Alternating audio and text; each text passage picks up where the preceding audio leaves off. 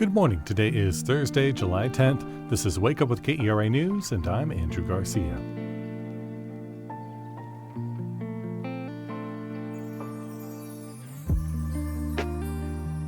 There's a small chance we'll see some rain today, especially if you're east of I-35, but otherwise we can expect some sunny skies in North Texas with temperatures in the mid-90s. You may have seen a blue alert for Alvarado pop up on your phone last night. I know that I did.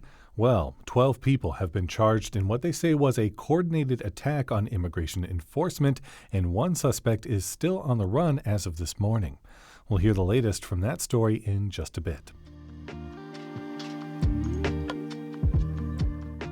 Congress approved $13 billion to reimburse states for money spent on border security as part of President Donald Trump's tax and spending package.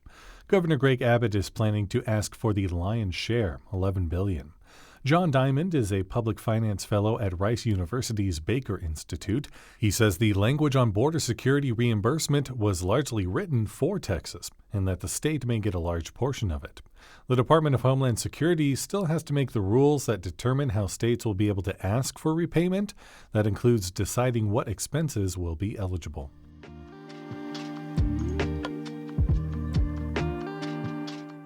Hundreds of animals from shelters in flood-hit Central Texas are being transported north to find new homes. Wings of Rescue brought the first flight of pets to Fort Worth yesterday to free up shelter space for animals displaced by last week's floods. Sarah Sheik is with SPCA of Texas, which helped find emergency fosters for the animals. She said it's important to move quickly and adopt out as many dogs as possible so they can accommodate incoming animals. Another flight is expected to arrive today, and some of those animals will continue on to Utah.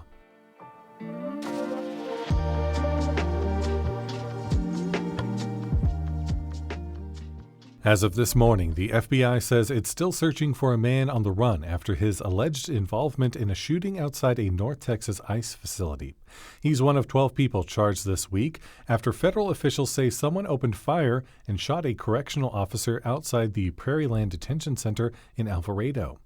The officer is expected to make a full recovery, but the FBI called it a planned ambush against immigration enforcement.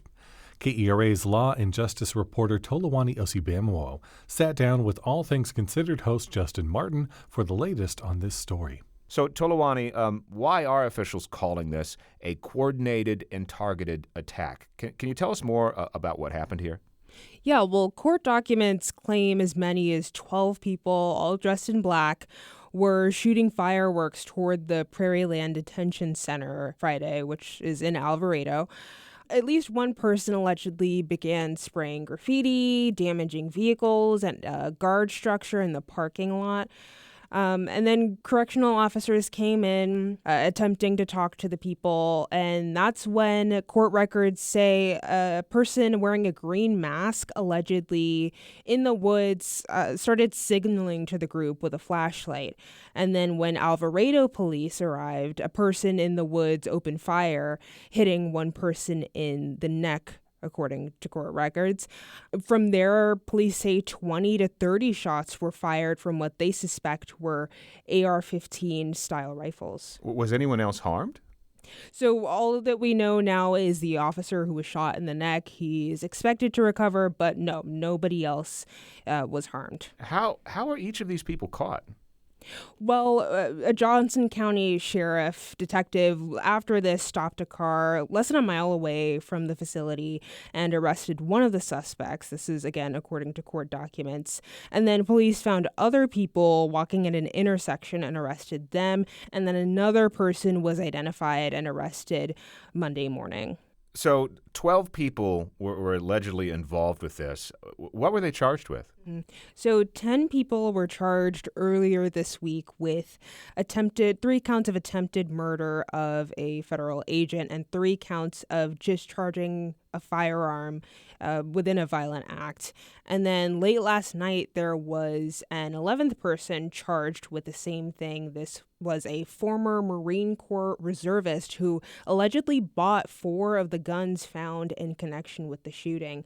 And then we have someone who was arrested arrested by Denton police. He was charged with tampering with evidence in an official proceeding, which is not a violent charge. Do we know anything about the people arrested? So we know something about two of the people who were arrested. We know that they had previous protest-related charges and arrests. One of them was arrested in 2011 for criminal trespass during a protest, and then she was arrested again more recently in 2018 for what happened during a protest, and both of those charges ended up getting dismissed.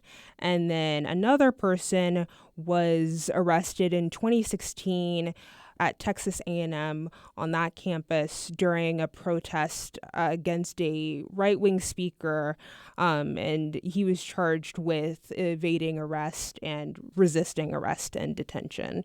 To be clear, again, these were not violent crimes, and these people don't have a history of violent crimes shown in court records. Is there any sense yet of why this facility was targeted or what the motive might have been? We do not have a clear motive yet that we've seen outlined in court documents or that officials have shared. But of course, this is coming in the midst of the Trump administration's sweeping deportation efforts and the criticism of those efforts, as well as the protests and thousands of people taking to the streets that we've seen in recent months. But again, no clear motive as to what happened here. That was KERA's Tolawani Osibamawo speaking with host Justin Martin.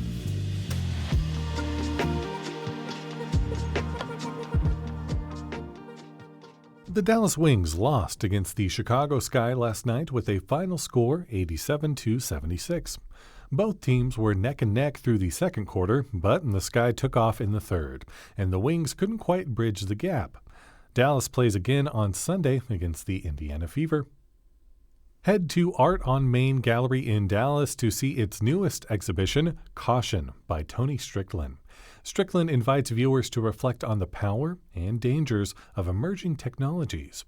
For more information and some other things to do, visit our Go See DFW calendar at kera.org/calendar.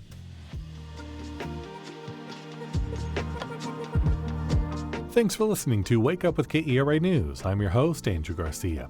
The show is produced and edited by Shardae White and Bekah Morr. For more news in your inbox, visit kera.org/wakeup. That's where you can subscribe to the Wake Up with KERA News newsletter. You'll get a more in-depth look into the news with plenty of good morning vibes. Connect with us on Facebook, Instagram, and TikTok at KERATX. Enjoy this hopefully very sunny Thursday, and we'll see you on Friday tomorrow.